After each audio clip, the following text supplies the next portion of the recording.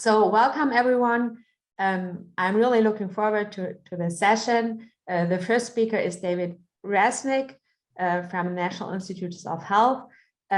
His presentation is on climate change policies and environmental justice.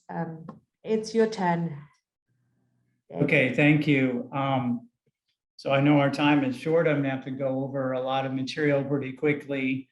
So just some background on the environmental justice movement. If people don't know about it, it really began in the 1980s when some residents of the Chaco Township, a low-income community of color in North Carolina, protested against the state's decision to locate a disposal site for dirt that had a private company contaminated with PCB, and you see them protesting there.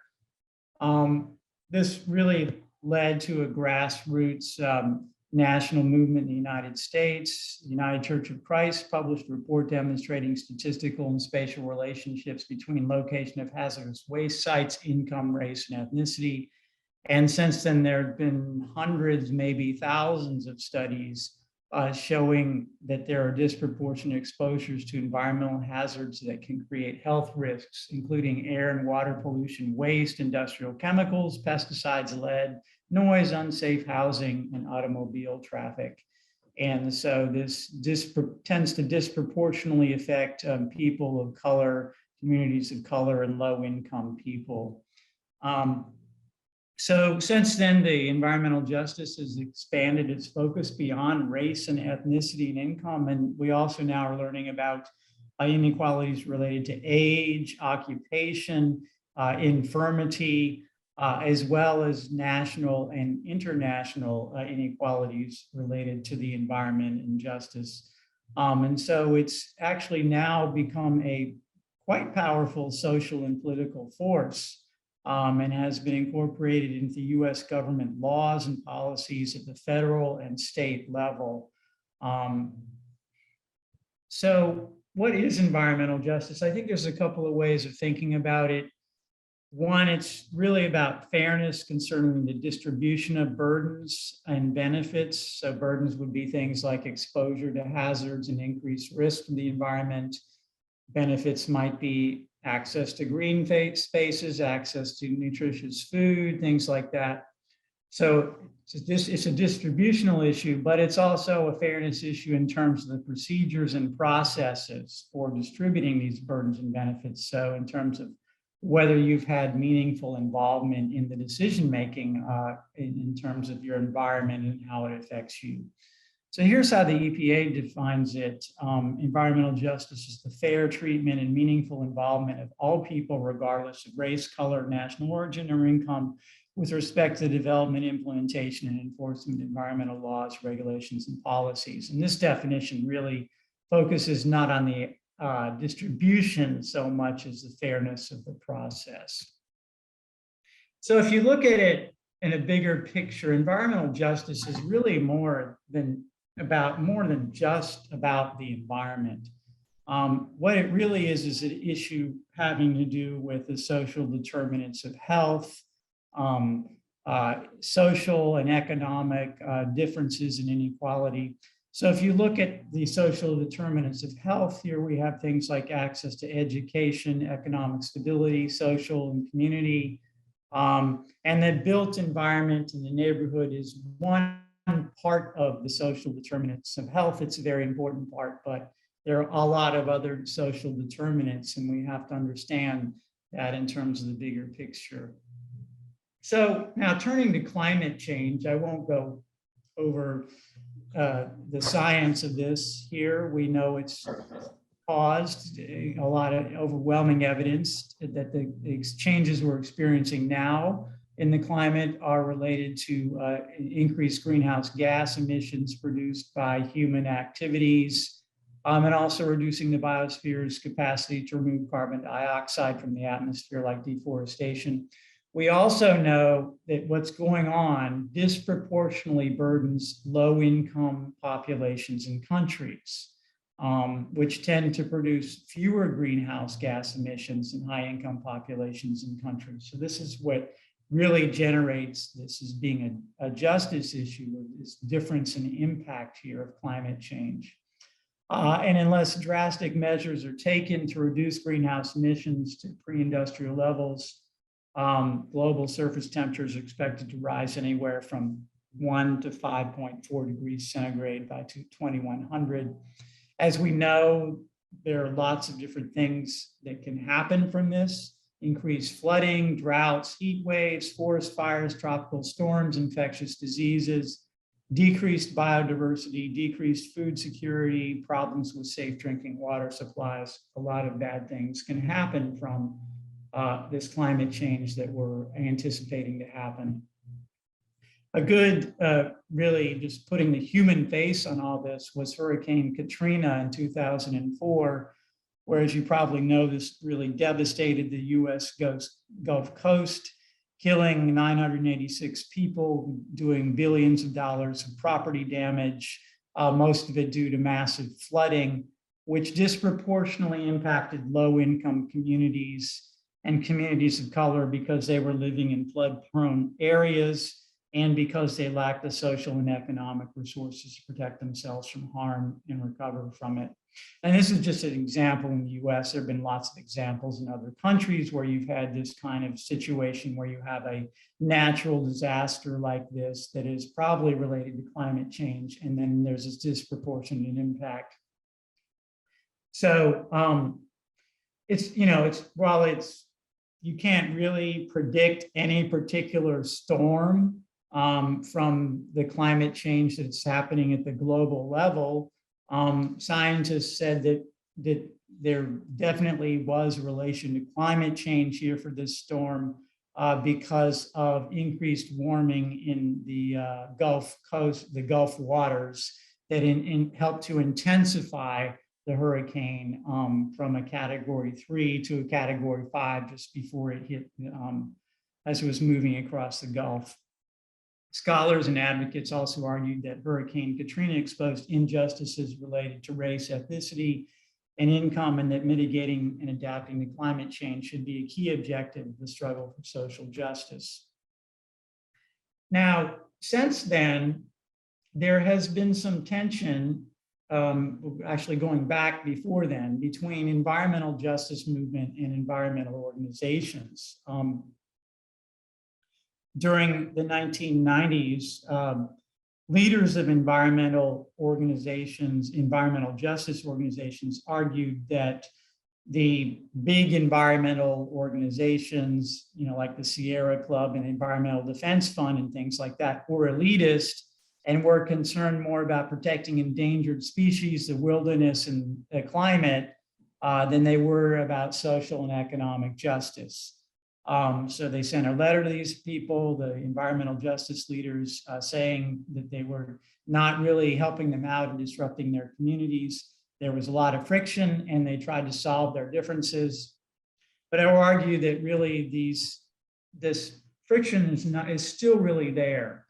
So they've been working toward common goals for at least a decade now. But I think the environmental justice advocacy groups were right to be concerned that international environmental organizations might not protect their interests, because promoting environmental justice requires assiduous attention to development and implementation of policies that reduce, or at least do not increase, socioeconomic and health-related inequalities.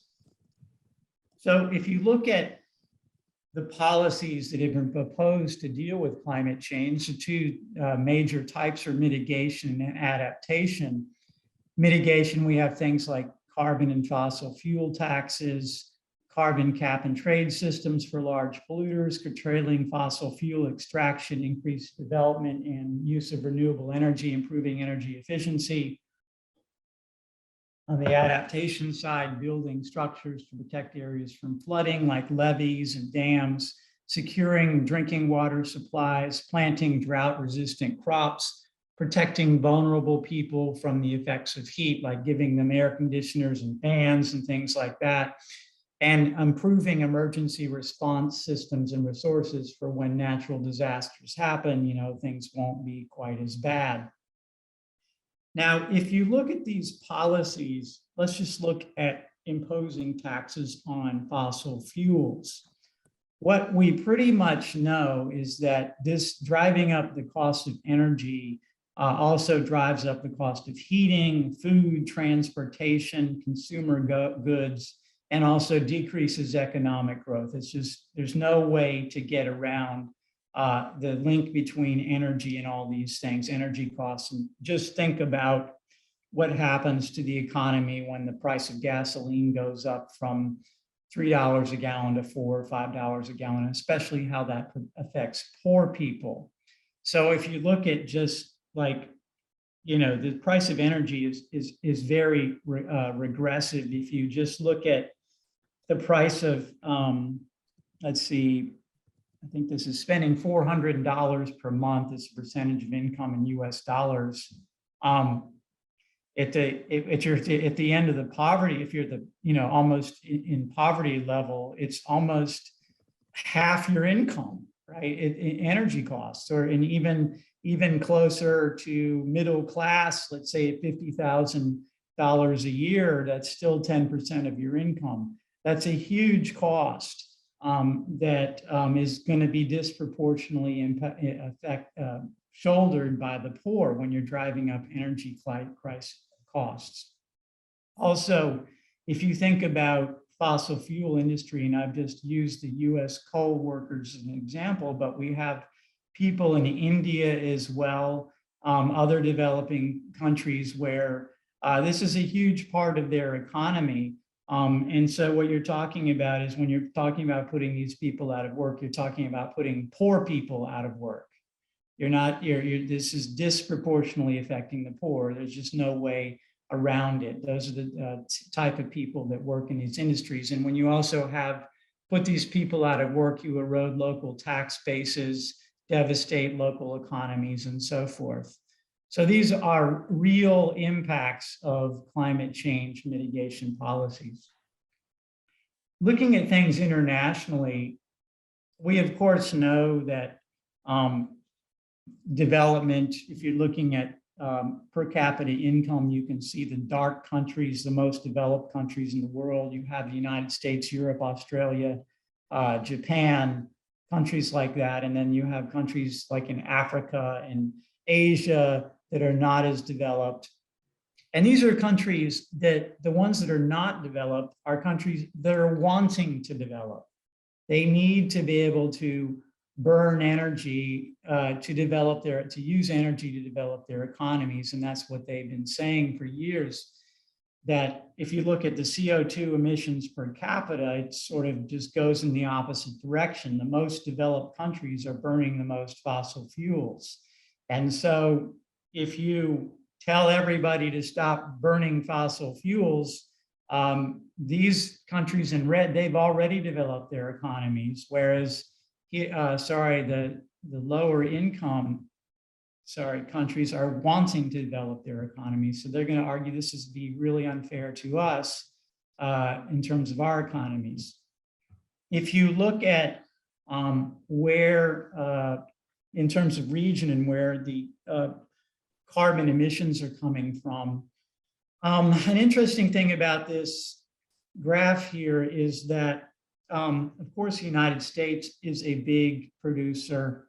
But if you look at East Asia and the Pacific, East Asia really includes mostly China. So that is, I don't know how you classify China as a developing country or not, how to exactly think of them, because there are parts of China that are highly developed in the cities, but out in other parts of China, they're really more like a developing country.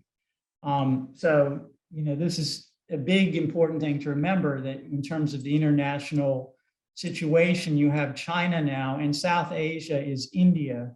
So we think that, the problem is United States and Europe, and they are a big part of the problem, but we also have to remember that China and India are now huge players in terms of carbon emissions in the world. So if policies are not implemented in a manner that protects, shields socioeconomically disadvantaged populations from adverse impacts, this could exacerbate existing inequalities within high-income countries and between high-income and low-income countries, which could undermine the larger struggle for social and economic justice, which is what the quest for environmental justice is all about, really. It's really about economics and society. That's why it matters, is because people are hurt economically and their health is hurt and things like that because of injustice. Although environmental organizations and scholars have argued there must be a just transition from fossil fuels to alternative sources of energy, it is uncertain how this transition will occur and how it will impact socioeconomic inequalities. For this transition to be just, it probably has to occur gradually to give markets and technology enough time to adjust. Anytime you try to make huge major changes in the world, in economies, it's going to be extremely disruptive, and that disruption is going to be most felt by the poor. There's no two ways around it. That's just the way it always happens. So for this to happen, alternative energy must be cost effective. And there is widespread agreement that a transition to alternative forms of energy is inevitable. Even oil companies recognize this because they know that fossil fuels will run out at some point. We've been pushing that date back further. I remember when I was growing up, they talked about peak oil would be around 2020. Well, we've passed that time now because we've been able to find oil other places. But there's not an infinite amount of oil in the world. It's eventually going to run out, and we're going to have to transition to alternative forms of energy. So really, the question is really a matter of how fast this transition is going to be. Proponents of climate change mitigation want to really accelerate this transition and make it driven largely by social engineering and policy rather than technological development that does take time and markets. So what would some just transition policies look like, or what have been proposed? Well, one of them is that people have argued about, and this has been in climate change treaties, is not requiring low-income countries to meet carbon reduction goals, at least for a while, until their economies develop, sort of giving them a pass on these treaties. Providing financial assistance to low-income countries for climate change mitigation. Unfortunately, that money has not really been forthcoming, even though it's been promised.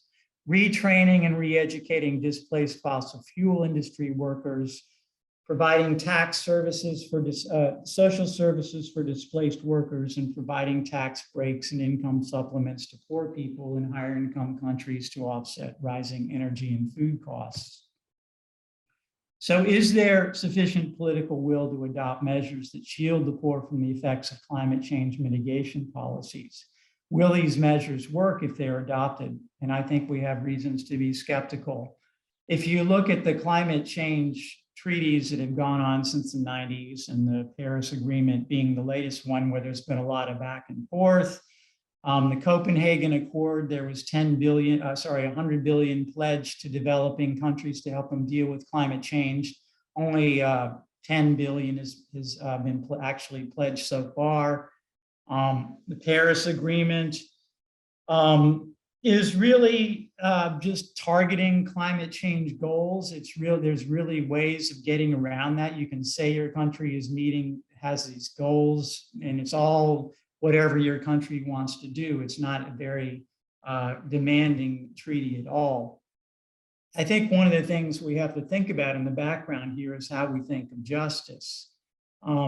A lot of people that are in favor of these climate change mitigation policies would take a cosmopolitan view of justice, that they view justice as a relationship among human beings, regardless of where they live. Agreements formed by nations and states should conform to principles of justice that are wider beyond the nation state. This contrasts with nationalism, which holds that justice is not really a relationship between people in the world, but people living within a nation or state. International justice is nothing more than a function of the agreements that these nation states happen to get involved in. Now, one of the problems with international cosmopolitanism is in a view is that it's an ideal theory that is pretty much out of step with geopolitical realities, such as the problems of achieving international cooperation and governance. We don't have anything like a world government. The UN is nothing like that. And the influence of nationalism, which is still very strong, and some scholars have argued has been growing. In terms of a just transition to a green economy, it may be difficult to achieve due to lack of knowledge about social, psychological, and economic impacts of the transition, unintended consequences of well-meaning policies such as fraud, abuse, and lack of political will to shield the poor from impacts of transition. Also, powerful economic and political forces such as oil, coal, and electric companies, as well as leaders from states or regions likely to be harmed by the phasing out of fossil fuels, are likely to oppose just transition policies every step of the way. Environmental groups that make public pronouncements about supporting a just transition to a green economy may ultimately more be concerned about lowering carbon emissions than protecting the poor. If you look at climate change adaptation, it probably will have less of an impact on socioeconomic inequalities than climate change mitigation because it does not involve major transformations of the economy. Nevertheless, climate change adaptation policies also raise issues concerning social justice because these adaptation projects and their effects may be distributed unequally. For example, erecting levees to control flooding may protect high property value areas, but exacerbate flooding in low property value areas, and that happened in Louisiana since it was first settled by Europeans. Green spaces built to combat urban heating could benefit rich neighborhoods more than poor ones unless they're planned with an eye toward equity. So to conclude, climate change is an environmental justice issue because it is likely to cause disproportionate harm to low-income countries and low-income populations in higher-income countries. While climate change mitigation and adaptation policies may be able to minimize these harms, they could make them worse unless they're developed and implemented with an eye toward promoting justice and equity. Those who view climate change as an environmental justice issue should be wary of endorsing policies that sound like they promote the cause of social and economic justice, but in fact do not. Those who care about global climate justice must remain actively engaged in policy formation and implementation to ensure that justice does not get shortchanged in the response to global warming. And with that, I'll stop sharing, and I thank you for your attention, and I'll take some questions. Thank you, David, for this fascinating presentation and for stressing this conflict between the environmental justice movement and policies that mitigate or adapt to climate change, potential conflict, ways to reconcile these different approaches. So are there comments, thoughts? Just raise your hand and unmute yourself. Yeah, Michael, you are first, or you could write something in the chat, whatever you prefer. Michael. Yeah, thank you, David. That was impressive, but also depressing.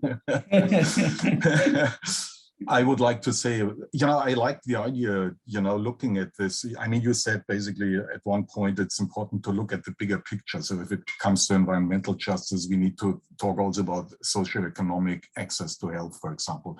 Now, I'm wondering about an even bigger picture, and that is about the status of democracy.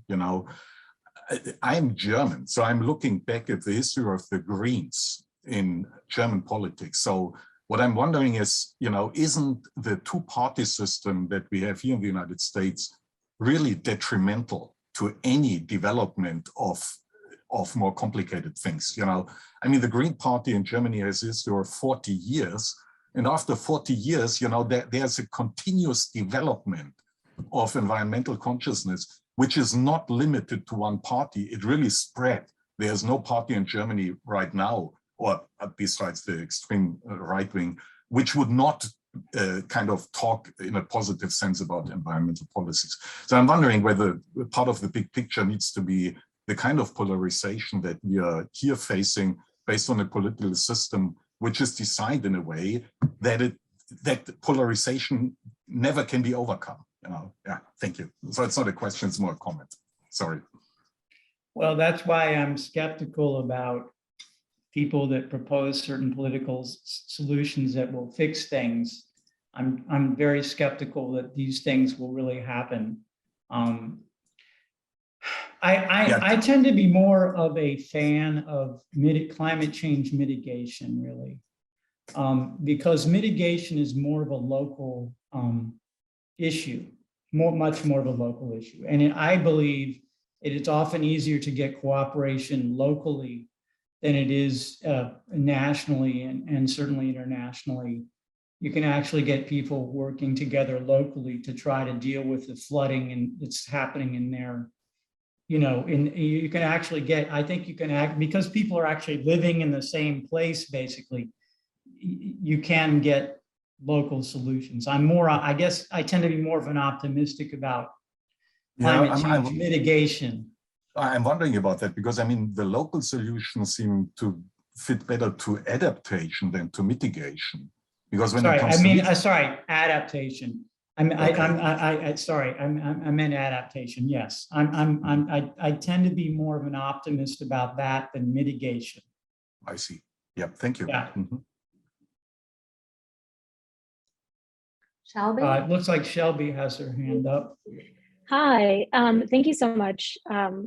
It's really hard to talk about this in 25 minutes.